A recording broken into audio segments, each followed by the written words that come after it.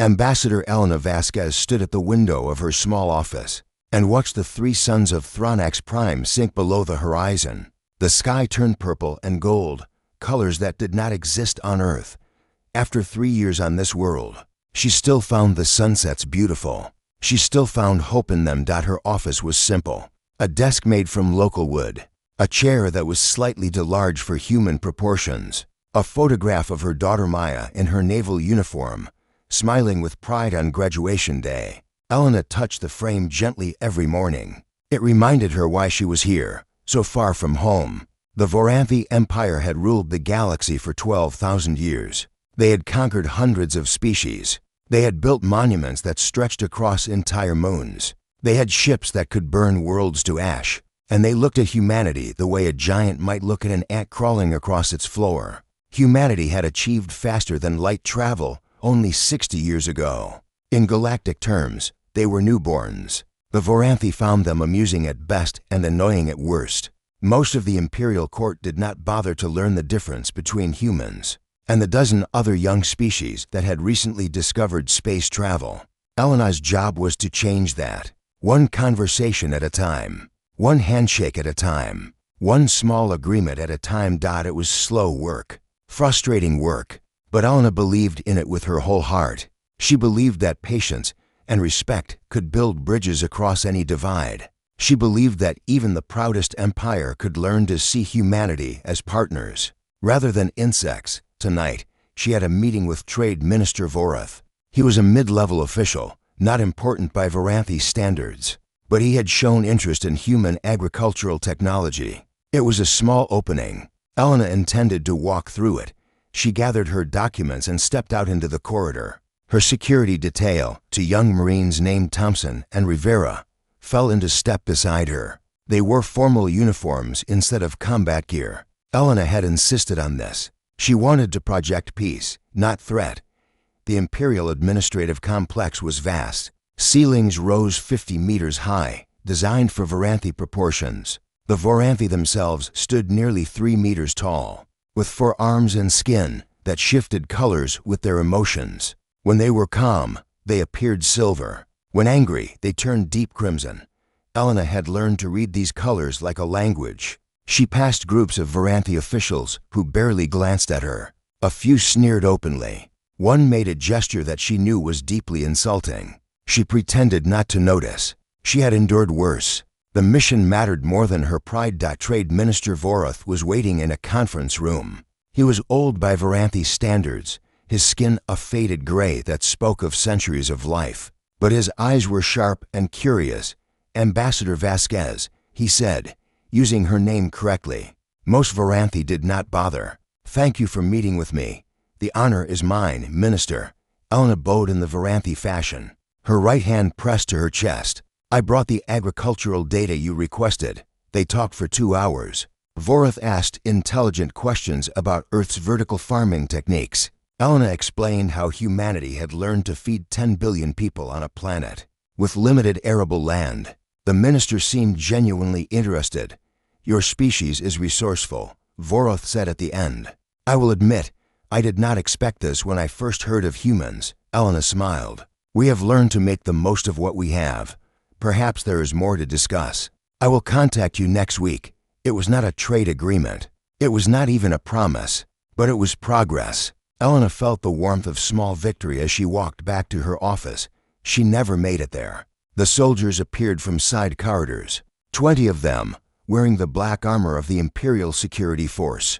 They moved with the precision of hunters who had cornered their prey. Thompson and Rivera reached for their sidearms. Elena stopped them with a raised hand. Stand down, she said quietly. We are diplomats. We have immunity. A Voranthi officer stepped forward. His skin was deep red.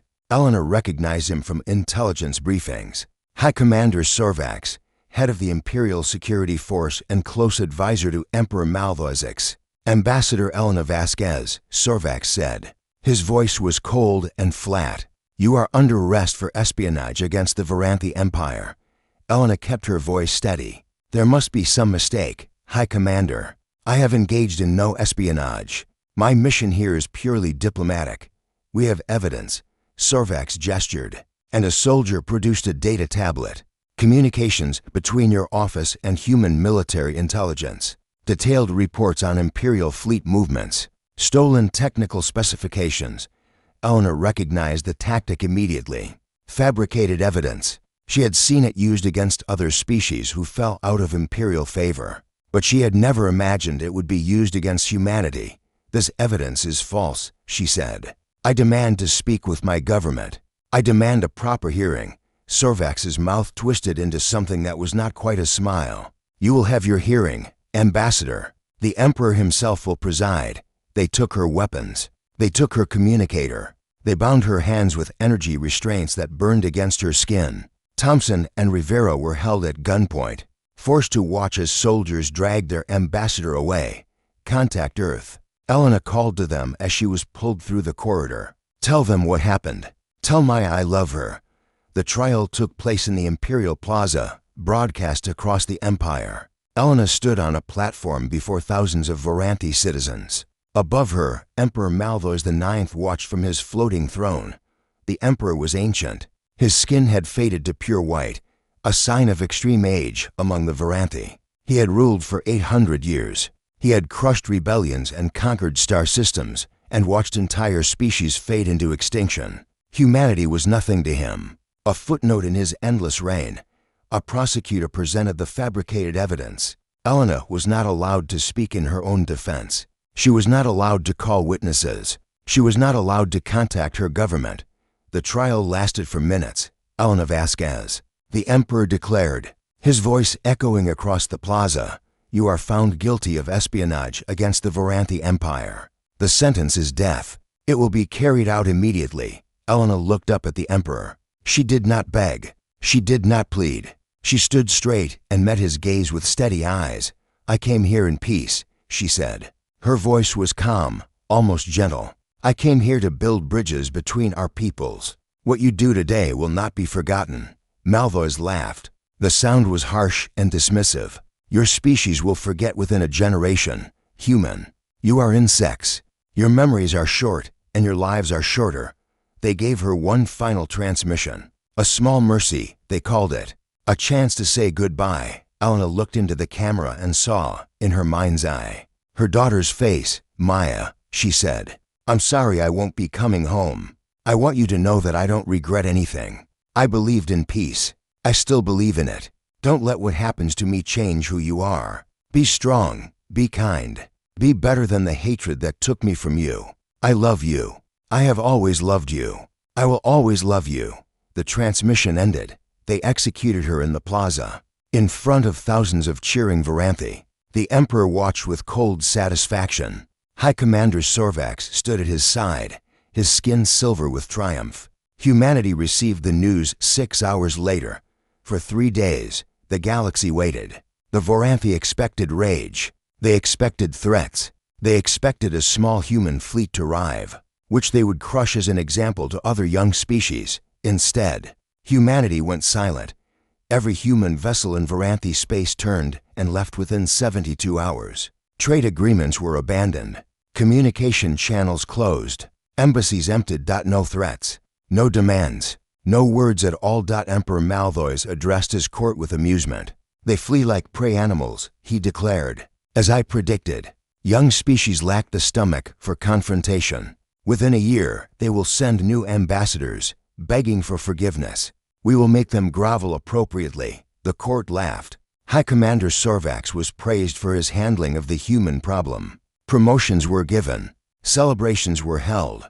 The Voranthi Empire continued as it always had. Confident, powerful, certain of its dominance. Deep within Earth's military command center, a different scene unfolded. Admiral Chen Wei stood before a wall of screens showing fleet positions across 12 star systems. These were ships the galaxy did not know existed, built in secret shipyards, hidden in asteroid fields and gas giant moons, crewed by men and women who had trained for years for a war they hoped would never come. Ambassador Vasquez's service record glowed on a screen beside her. 20 years of diplomatic service, commendations for bravery, letters of appreciation from 3 different presidents, a photograph of her at Maya's graduation, both of them smiling. Admiral Chen studied the photograph for a long moment. Elena Vasquez had believed in peace. She had given her life for that belief. "Begin protocol remembrance," Admiral Chen said quietly. Around her, officers moved to their stations. Communications encrypted. Fleet orders distributed. A machine that had been preparing for decades began to turn. They wanted our attention. The Admiral continued, her voice hard and cold. "Now they have it. Ambassador Vasquez deserved better than this galaxy gave her. We cannot give her justice, but we can give her an answer." She turned to face her staff. The V. 6 months passed like water flowing through open fingers. The Voranthi Empire expanded into the territories humanity had abandoned. Trade stations that once flew Earth's flag now bore the Imperial seal. Mining operations that humans had built were seized and redistributed to loyal Voranthi corporations. The message was clear to everyone watching. Humanity had run away, and the strong had claimed what the weak left behind. Emperor Malvois IX addressed the Galactic Council with triumph in his voice. "Let this be a lesson to all young species," he declared. "The Voranthi Empire does not tolerate disrespect. Those who challenge us will be crushed. Those who submit will be permitted to serve." The other species listened carefully. The Crethani, whose homeworld had been conquered 3 centuries ago, kept their heads bowed. The Moroth Collective, who paid tribute to the Empire every year, murmured agreement. The dozen minor species who existed at the Empire's pleasure said nothing at all. Only the Villani ambassador, an ancient creature with too many eyes, watched the proceedings with something like doubt. The Villani had long memories. They remembered other empires that had celebrated too early. High Commander Sorvax enjoyed his promotion. He was now High Regent Sorvax, second only to the Emperor himself. He had proven his worth by eliminating the human threat before it could grow. The Emperor rewarded loyalty, and Sorvax had been very loyal indeed. He moved into larger quarters in the Imperial Palace. He acquired servants and advisors and all the symbols of power. He attended court functions where nobles praised his wisdom. He accepted their praise with false modesty. The human problem was solved. Life continued as normal, except that strange things began happening at the edges of Voranthi space. It started with a scout ship in the outer reaches. The vessel was performing routine patrol when it simply vanished. No distress signal, no emergency beacon. One moment it appeared on tracking systems, and the next moment it was gone. Imperial Command classified the incident as equipment failure. Ships were old. Systems broke down. These things happened. Then a sensor station in the Kalmuth sector went dark. 47 personnel, gone without a trace.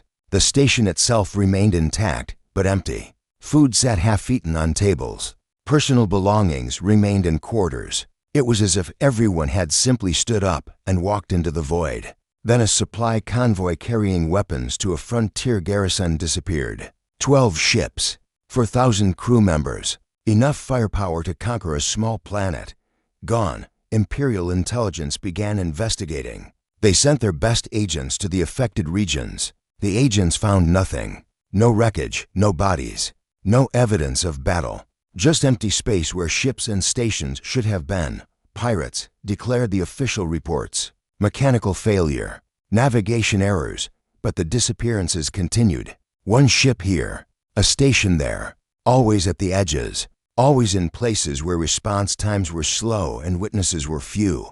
A young intelligence officer named Subcommander Kethis noticed something that her superiors had missed. She was young for her position, only 80 years old. She had sharp eyes and a sharper mind. She had earned her rank through ability rather than connections, which meant she had no powerful friends to protect her. Kethis spread a star map across her desk and marked every disappearance. She added dates and times. She calculated distances and trajectories. She looked for patterns that others had not thought to seek. The pattern was there, hidden in the chaos. The disappearances were not random. They formed a ring around Voranthi space. Specifically, they formed a ring around the early warning network that protected the Imperial core worlds. Someone was systematically blinding the Empire, one sensor at a time. Kethis brought her findings to her superior, Commander Vithran. He was an old soldier with silver skin and tired eyes. He listened to her report with growing impatience. "You are suggesting," he said slowly, That the humans are responsible for this. The pattern fits, Commander. They withdrew 6 months ago. They have had time to prepare. They are eliminating our ability to detect incoming threats. Vithran laughed. It was not a kind sound. The humans are cowards who fled at the first sign of conflict. They do not have the ships to challenge us. They do not have the technology to evade our sensors. They are prey animals hiding in whatever hole they crawled into. Commander, the evidence suggests nothing. Vithran's skin flickered orange with annoyance. You are seeing shadows, Sub-Commander. The disappearances are coincidence. Pirates and equipment failure and bad luck. Nothing more. But if I am right, you are not right. And if you continue spreading fear among the ranks, I will have you reassigned to waste processing on a mining colony. Am I understood? Kethis understood perfectly. She bowed her head and left the commander's office. She did not stop investigating. She simply stopped telling anyone what she found. Far from Varanthi space, in a region of dead stars that no Imperial map bothered to chart, Lieutenant Commander Maya Vasquez reviewed her mission objectives. She commanded a special operations unit called Shadow 7, 12 operators, all volunteers. All of them had lost someone to Varanthi aggression. Her second-in-command, Sergeant First Class Rodriguez, had watched his brother's colony ship destroyed by Imperial customs vessels for carrying unauthorized cargo. Their pilot, Lieutenant Park, had survived the destruction of a human research station that the Varanthi had declared too close to their border. Every member of Shadow 7 had a story. Every story ended in loss. Maya's story was broadcast across the galaxy. Her mother's execution was played on loop for weeks, a warning to other species who might challenge Imperial authority. Maya had watched the recording once. She would never watch it again. Target acquired, Park announced from the pilot's seat. Sensor relay station Kalmuth 7, minimal crew, standard defenses. Maya studied the tactical display. The station hung in space like a metal flower, its sensor dishes pointed outward toward the void. The station was part of the early warning network. When it died, the Empire would lose another set of eyes.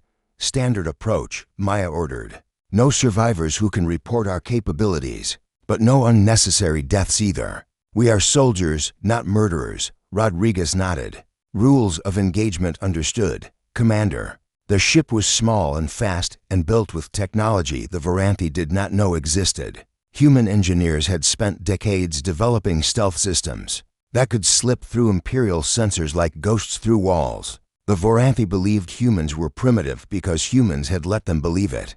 The approach took 3 hours. They drifted on minimal power, using the gravity of nearby moons to mask their trajectory. When they were close enough, they launched. The assault lasted for minutes. Maya led the breach personally. She moved through the station's corridors with cold efficiency, her rifle humming in her hands. Varanthi guards fell before they could raise alarms. Technicians surrendered when they saw the human soldiers emerging from impossible shadows. Station secured, Rodriguez reported. 18 prisoners. No casualties on our side. Maya stood before the captured crew. They looked at her with terror. They had been told humans were weak and cowardly. They had been told humans would never dare challenge the Empire. You will be transported to a holding facility, Maya told them. You will be treated according to the laws of war. When this conflict ends, you will be returned to your people. A young Varanthi technician spoke up, his voice trembling. Why? Why are you doing this? Maya thought of her mother standing in the Imperial Plaza. She thought of the 4-minute trial and the transmission that ended too soon. Because someone has to teach your empire that actions have consequences, she said. And we are the teachers. They evacuated the prisoners and destroyed the station. Another gap in the sensor network. Another step toward the reckoning that was coming. Across Varanthi space, dozens of similar operations were underway. Human Special Forces teams struck targets that the Empire did not know were vulnerable. They captured intelligence. They destroyed infrastructure. They mapped every fleet position and military installation. The Varanthi saw a random misfortune. The humans were building a picture of exactly how to bring the Empire to its knees. On Thronax Prime, Sub-Commander Kethis continued her secret investigation. She gathered data from classified sources. She interviewed survivors of attacks that were officially labeled accidents. She built a file that grew thicker every day. The pattern was undeniable now. The disappearances were accelerating. The early warning network was being systematically dismantled, and every gap that appeared pointed inward, toward the Imperial core. Kethis requested a meeting with High Regent Sorvax himself. It took weeks to arrange. When she finally stood before him, she presented her evidence with the calm precision of someone who knew she was right. Sorvax listened with growing irritation. His skin shifted through shades of orange and red. "You are telling me," he said when she finished, "that the humans we defeated 6 months ago are secretly waging war against us, that they have technology we cannot detect, that they are preparing an attack we cannot see coming." "Yes, High Regent. The evidence is clear." Sorvax stood. He towered over her, his forearms crossed in a gesture of contempt. "The evidence shows that you are a coward and a fool, Sub-Commander. The humans are nothing. They have always been nothing. They will always be nothing. And if you spread this fear-mongering beyond this room, I will." The attack began at exactly midnight. Measured by Thronax Prime Standard Time, Admiral Chen Wei had chosen the hour deliberately. Midnight was a human concept, but it carried weight across cultures. The ending of one day and the beginning of another. The moment when darkness was deepest and light seemed furthest away. For the Varanthi Empire, it would be both in 17 star systems simultaneously. Human fleets emerged from hidden positions. They appeared on Varanthi sensors like ghosts becoming solid, materializing in places where no ships should have been able to hide. The element of surprise was total. The early warning network that should have given hours of advance notice had been torn apart piece by piece over 6 months of patient work. Fleet Admiral Korath, commander of the 3rd Imperial Armada, was the first to die. His flagship, the Eternal Dominion, was struck by weapons that phased through shields as if they did not exist. The ship's reactor went critical in seconds. Korath had time to transmit one word before the explosion consumed him. Impossible. But it was not impossible. It was simply unexpected. The Varanthi had believed their shields were impenetrable. They had believed their sensors were all-seeing. They had believed that no young species could challenge their 12,000 years of military supremacy. They were wrong about all of it. Human ships moved through space with impossible grace. Their drives allowed maneuvers that Varanthi tactical computers could not predict. They struck and vanished, reappeared in different positions, struck again. The Imperial fleet, designed to crush enemies through overwhelming firepower, found itself fighting shadows. Admiral Chen's flagship, the Ellen of Askaz, led the assault on Thronax Prime itself. The ship was named in honor of the fallen ambassador, and it fought with a fury that matched its namesake's quiet determination. Human crews had volunteered for this mission knowing many would not return. They fought anyway, because some things mattered more than survival. Commander Maya Vasquez watched the battle from the bridge of her assault carrier. Shadow 7 had completed its mission, and now Maya had a new role. She commanded the marine forces that would land on Thronax Prime. Once the orbital defenses fell, Orbital Platform 7 is down, her tactical officer reported. Platform 8 is taking heavy fire. Enemy fleet elements attempting to regroup at coordinates. The report cut off as another Varanthi battle group dissolved under human weapons fire. The Ellen of Vasquez's main guns spoke, and a cruiser that had served the Empire for 300 years became an expanding cloud of debris. Maya felt no joy in the destruction. She felt no triumph in the death. She felt only the cold weight of necessity. This had to happen. The Varanthi Empire had made it necessary when they murdered her mother in a plaza, for a crime she did not commit. On Thronax Prime, High Regent Sorvax coordinated the defense from the Imperial War Room. His skin had gone pure crimson with rage, brighter than anyone had ever seen. He screamed orders at subordinates who were already doing everything they could. How did they get so close?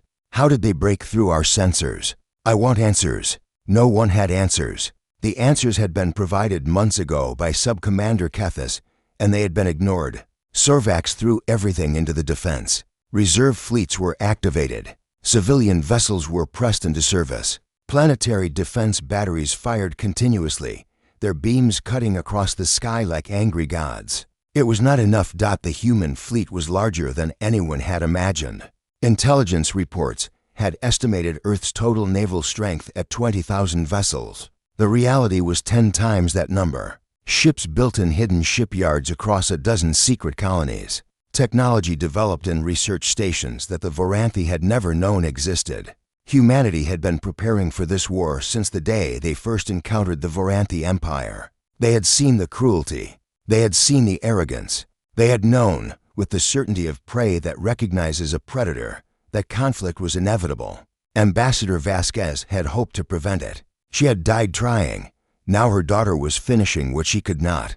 The battle lasted 47 hours. The Voranthi fought with the desperation of those who had never tasted defeat. They destroyed human ships. They killed human crews. Every victory they claimed cost the Empire ships it could not replace. For every human vessel that fell, 10 Voranthi ships burned. Sub-Commander Kethis experienced the battle from a monitoring station in the planet's southern hemisphere. She watched the sky fill with fire and felt something strange in her chest. It might have been fear. It might have been vindication. She had warned them. She had shown them the evidence. They had laughed at her and threatened her career. Now the evidence was burning its way through the Imperial fleet.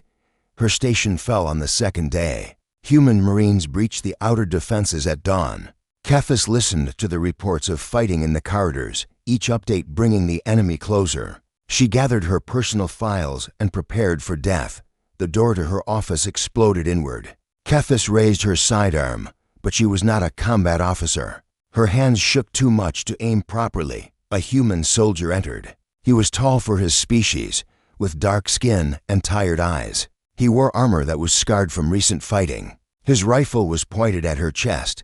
"Drop the weapon," he said in accented Voranthi. "Drop it now." Kethis let the gun fall. There was no point in dying for nothing. The soldier kicked the weapon away and signaled to his team.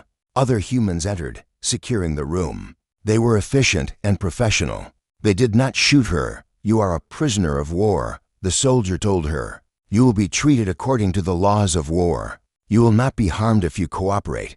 Kethis stared at him. "I expected you to kill me." "Why?" "Because we killed your ambassador. Because we have killed your people for decades. Because that is what victors do." The soldier studied her for a long moment. Something flickered in his eyes that she could not identify. "We are not your empire," he said finally. "We do not murder prisoners." He offered her a container of water. It was a simple gesture, almost absurd in the context of battle. Kethis took it with trembling hands. "What happens now?" she asked. "Now we win this war. And then we figure out what comes next." Across the planet, similar scenes played out. Human forces captured installations and accepted surrenders. They established field hospitals that treated Voranthi wounded alongside their own. They distributed food and water to civilian populations who expected slaughter. The slaughter did not come. Word spread among the Voranthi defenders. The humans were not butchers. The humans were not monsters. They killed when they had to, but they did not kill for pleasure or revenge. Soldiers who surrendered were treated with dignity. It was confusing. It was terrifying in its own way. The Voranthi understood cruelty. They did not understand mercy. By the third day, the orbital defenses of Thronax Prime had been reduced to debris. The human fleet controlled the space above the Imperial capital. Ground forces held the major cities. The war, in any practical sense, was over. But Emperor Malvois IX refused to surrender. He had retreated to the Imperial Palace, a fortress that had stood for 10,000 years. Its walls were made of materials that could withstand orbital bombardment. Its shields had never been breached. Its defenses had been designed by the greatest military minds of 50 generations. The Emperor sat on his throne, surrounded by his most loyal guards. His skin had gone pure white with age and fury. He would not yield. He would not bend. He would die as he had lived, supreme and unbroken. Sorvax stood at his side, still crimson with rage. "We can hold the palace," he insisted. "They cannot break through our shields. We simply have to wait. Wait for relief fleets from the outer colonies. Wait for our allies to—" "What allies?" Malvois asked quietly. "What relief fleets? The outer colonies have surrendered. Our allies have abandoned us. The Crethani are celebrating in the streets of their home world. Then we die fighting. We die as Varanthi warriors. Malvois laughed. It was a hollow sound, empty of the contempt he had shown 6 months ago. Yes, we die. But first, I want to understand something. He activated a communication channel. It connected to the human flagship. Admiral Chen Wei's face appeared on the screen. She looked tired. Dark circles under her eyes spoke of days without sleep. But her gaze was steady and cold.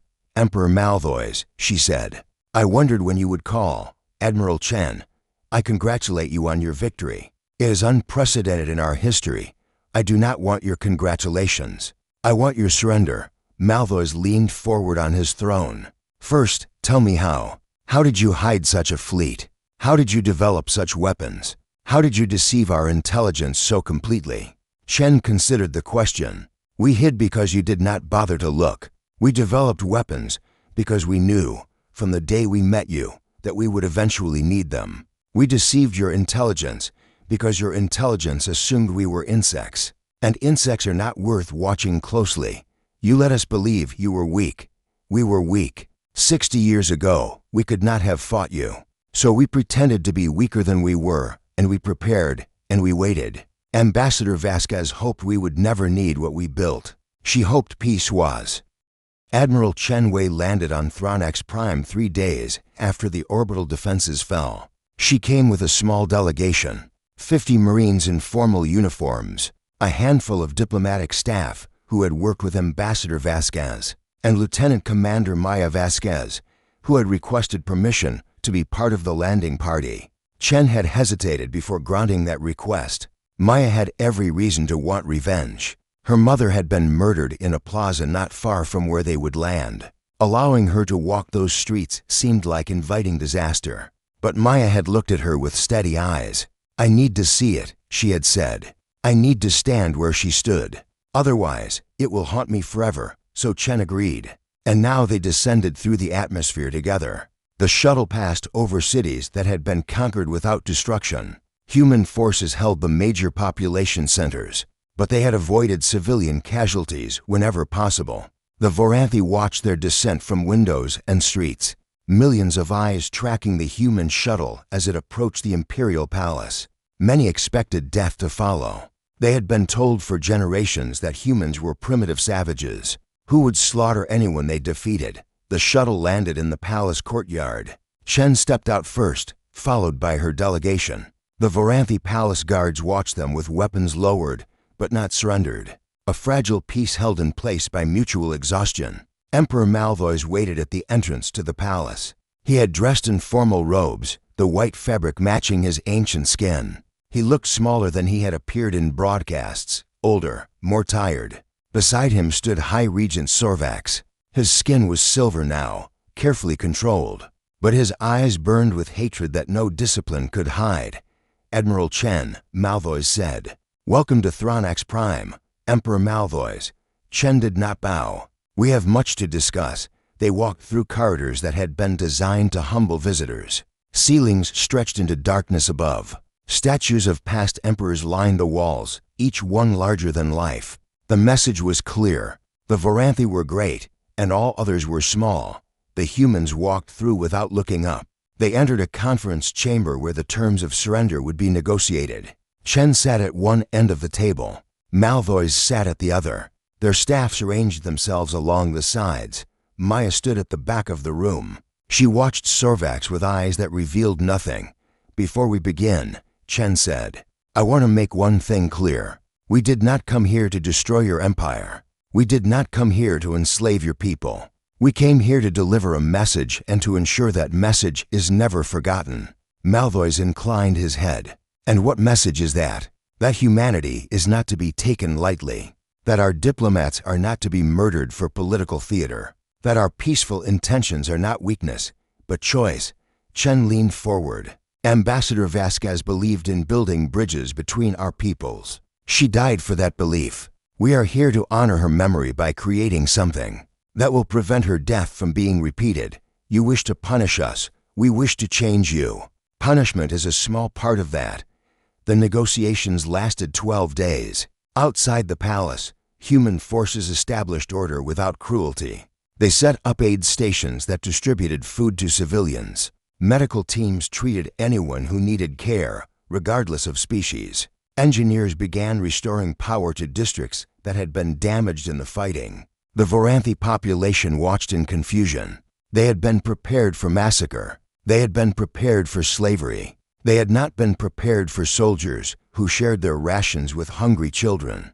Word spread through the planet and then through the Empire. The humans were not butchers. The humans did not slaughter the defeated. They were harsh with soldiers who resisted, but gentle with those who surrendered. They killed when they had to, but seemed to take no pleasure in it. Sub-Commander Kethis was released from detention on the 5th day. Her human captors had treated her well. They had given her food and water and medical care for a minor injury. They had asked her questions about the disposition of Voranthi forces, and she had answered honestly, seeing no point in deception. On her release, she was offered a choice. She could return to her quarters and wait for the negotiations to conclude, or she could assist the human occupation forces in establishing contact with Voranthi civilians. She chose to assist. She was not sure why. Perhaps because the humans had shown her something she had not expected. Perhaps because she wanted to understand these strange creatures who conquered with one hand and healed with the other. She worked alongside human soldiers who were younger than her grandchildren. They struggled with the Voranthi language. They made cultural mistakes that would have been insulting under other circumstances.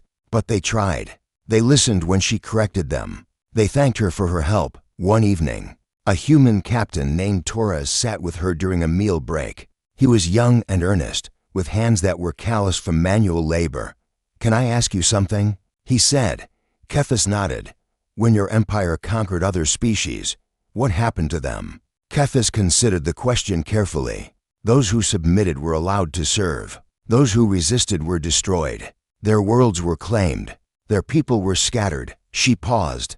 "The Crethani were a proud people once. Now they are servants in our households." Torres nodded slowly. "And you think that is how things should be? The strong rule, the weak serve?"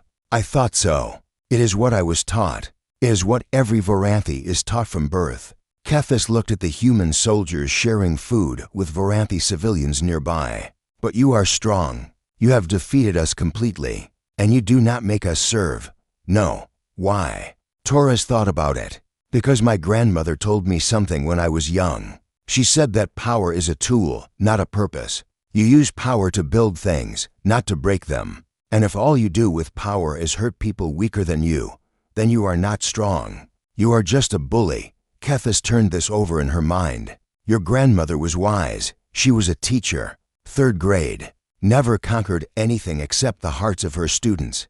Torres smiled sadly. "She died last year. I like to think she would be proud of how we are handling this in the palace." The negotiations continued. Chen demanded justice for Ambassador Vasquez. She demanded a trial for those responsible for the murder. She demanded reforms to the imperial government that would prevent similar crimes in the future. She demanded reparations for the species the Voranthi had oppressed. Malvois resisted where he could. He argued for leniency. He tried to protect his closest allies. He fought to preserve what remained of his power, but he was not negotiating from strength. His fleets were destroyed. His armies were defeated.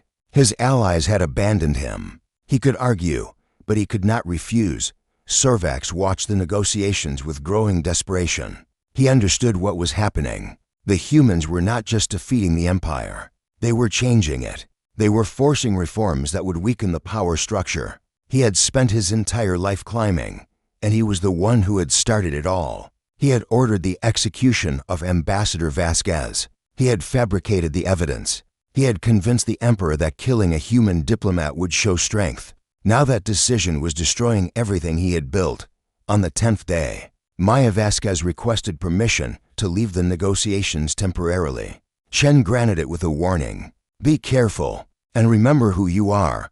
Maya walked through the streets of the capital with 2 Marines as escort. She drew stares from Voranthi civilians who had seen her image on news broadcasts. The daughter of the murdered ambassador, the soldier who led the assault teams that brought down the Empire's defenses.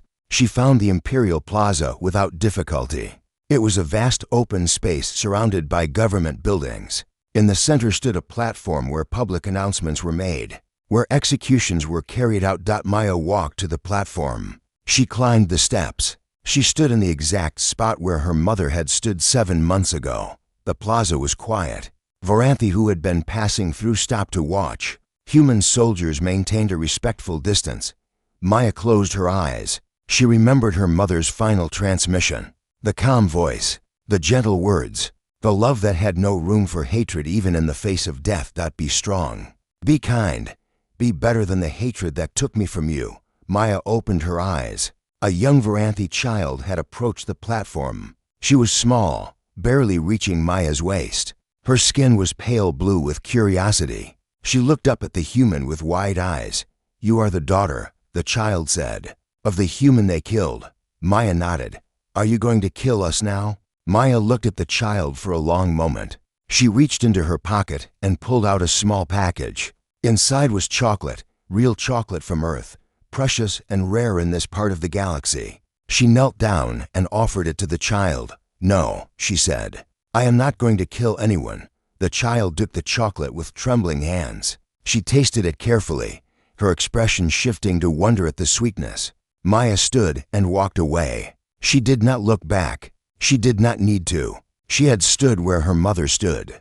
She had faced the choice her mother would have faced, and she had chosen as her mother would have chosen. On the 12th day, the negotiations concluded. Emperor Malvois agreed to stand trial before a galactic tribunal. High Regent Sorvax would face separate charges for his role in Ambassador Vasquez's murder. The Varanthi Empire would undergo. 3 months had passed since the fall of the Varanthi Empire. The galaxy had changed. Trade routes that had been controlled by imperial forces now flowed freely. Species that had lived under Varanthi domination for centuries began to rediscover their own voices. Old grudges resurfaced. Old wounds reopened. The careful order of 12,000 years was crumbling, and something new was struggling to be born. The trial of Emperor Malvois IX and High Regent Sorvax took place on a station, orbiting a neutral world. The Galactic Tribunal had been hastily assembled from judges representing 27 species. Most of them had suffered under Varanthi rule. None of them had imagined sitting in judgment over an emperor who had seemed untouchable just months ago. Admiral Chen Wei attended as a witness. She sat in the gallery and watched the proceedings with tired eyes. The war was over, but peace was proving to be harder than battle. Lieutenant Commander Maya Vasquez sat beside her. She had been promoted 3 times since the conflict ended. The daughter of the murdered ambassador, the soldier who had captured the man responsible for her mother's death without taking revenge. She had become a symbol, whether she wanted to be or not. The prosecution presented its case methodically. Evidence of war crimes spanning centuries. Documentation of murdered diplomats and destroyed civilizations. Testimony from survivors of Varanthi aggression who spoke of horrors that the comfortable and powerful had chosen to ignore. Ambassador Vasquez's execution was presented in detail. The fabricated evidence, the 4-minute trial, the final transmission that had been broadcast across the empire as a warning. The gallery watched in silence. Some wept, some sat frozen with anger. Maya listened without expression. She had seen the recording. She knew every word. She did not need to hear it again. Malvois sat in the defendant's box with the calm of someone who had accepted his fate. His skin had gone gray with resignation. He did not protest the charges. He did not claim innocence. He simply listened and waited. Sorvax was different. He raged against his restraints. He screamed accusations at the tribunal. He called them puppets and fools and traitors to the natural order. His skin shifted through colors so rapidly that medical officers had to be called to ensure he was not suffering a stroke. The trial lasted 3 weeks. Witnesses testified about atrocities that had been buried for generations. Documents were presented that revealed the calculated cruelty of imperial policy. The Varanthi had not conquered through strength alone. They had conquered through terror, through systematic destruction of any hope of resistance. The galaxy watched. Trillions of beings across thousands of worlds followed the proceedings. For the first time in memory, the victims had a voice. For the first time, the powerful faced judgment, On the final day of testimony, Admiral Chen was called to speak. She walked to the witness stand with measured steps. The judges watched her with expressions that mixed respect and wariness. Admiral Chen, the lead judge, began. You commanded the human forces that defeated the Voranthi Empire. Your fleets destroyed 40,000 Imperial warships. Your soldiers occupied the Imperial capital. You had the power to do whatever you wished to the defeated. Yes. Why did you choose restraint? Chen considered the question. The gallery leaned forward, waiting. Ambassador Elena Vasquez believed that peace was possible. Chen said finally, she believed that even the proudest empire could learn to see others as partners rather than prey. She died for that belief. She paused. When she died, humanity had a choice. We could have become what the Voranthi expected us to be. Savages, monsters, creatures driven by rage and revenge. But you did not. No, because Ambassador Vasquez deserved better than to be used as an excuse for atrocity. Because the billions of Voranthi civilians who had no part in her murder deserved better than to die for their leader's crimes. Chen's voice hardened slightly. And because humanity had to show the galaxy what we are. Not through words, through actions. And what is humanity, Admiral? Chen met the judge's gaze directly. We are a species capable of terrible violence. We proved that. But we are also a species capable of choosing mercy when we have the power to destroy. We proved that too. She looked at the defendant's box, where Malvois sat watching her. The Voranthi Empire ruled through fear. They believed that strength meant cruelty, that power meant domination. We wanted to show them another way. The judges deliberated for 3 days. When they returned, the gallery was packed to capacity. Representatives from species across the galaxy waited for the verdict that would shape the future. High Regent Sorvax was found guilty of war crimes, crimes against sentient beings, and the murder of Ambassador Elena Vasquez. He was sentenced to life imprisonment on a penal station where he would spend his remaining years, in a small cell, stripped of all power and dignity. Emperor Malvois IX was found guilty of enabling and perpetuating a system of oppression that had caused immeasurable suffering. He was stripped of all titles and authority and sentenced to exile on a distant world, where he would live out his days as an ordinary citizen of the empire he had once ruled. Neither was executed. The tribunal had considered death sentences. They had been rejected at the insistence of the human delegation. Ambassador Vasquez opposed capital punishment, Admiral Chen had argued. She believed that even the worst criminals deserved the chance to face the consequences of their actions, to live with what they had done. Executing these men would make martyrs of them. Letting them live makes them examples of justice rather than vengeance.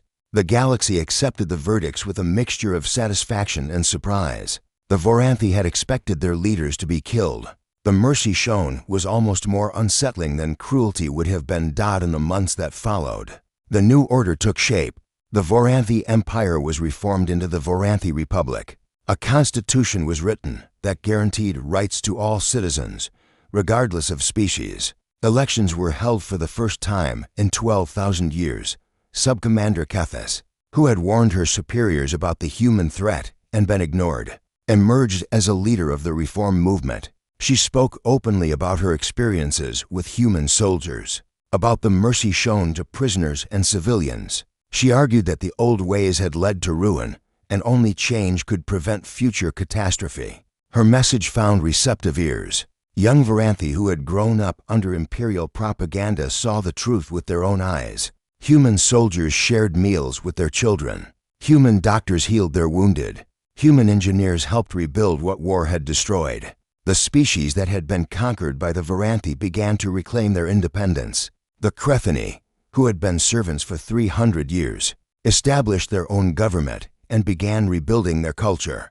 The Moroth collective stopped paying tribute and redirected those resources to their own development. Other species watched humanity's actions and drew their own conclusions. The Volani, oldest of the spacefaring races, sent a formal embassy to Earth for the first time in their history. Dozens of minor species petitioned for alliance or protection. Admiral Chen, exhausted by war and diplomacy, quietly retired. She had done what was necessary. She had no desire for the praise that followed. Maya Vasquez received a new assignment. She stood before Admiral Chen's successor in a formal ceremony broadcast across human space.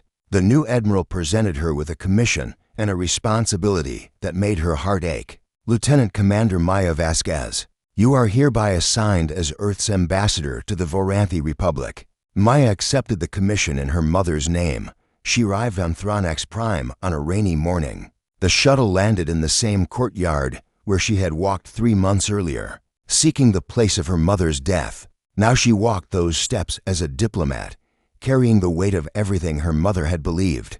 The Imperial Plaza had been renamed Vasquez Square. A statue stood in the center, carved from stone that caught the light of 3 suns. Elena Vasquez, her hand extended in greeting, her face calm and kind.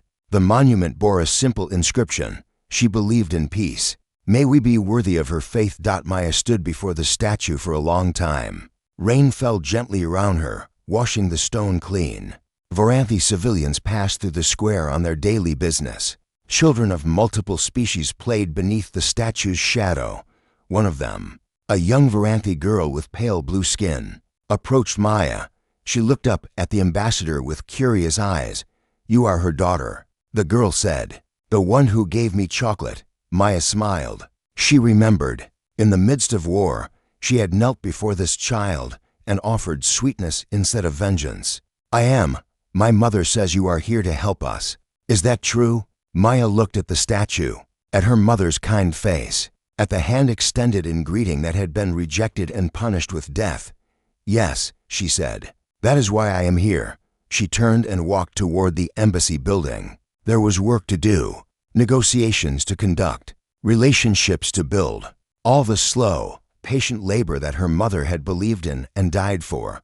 Behind her, the children continued playing in Vasquez Square, human and Voranthi and Crethany together.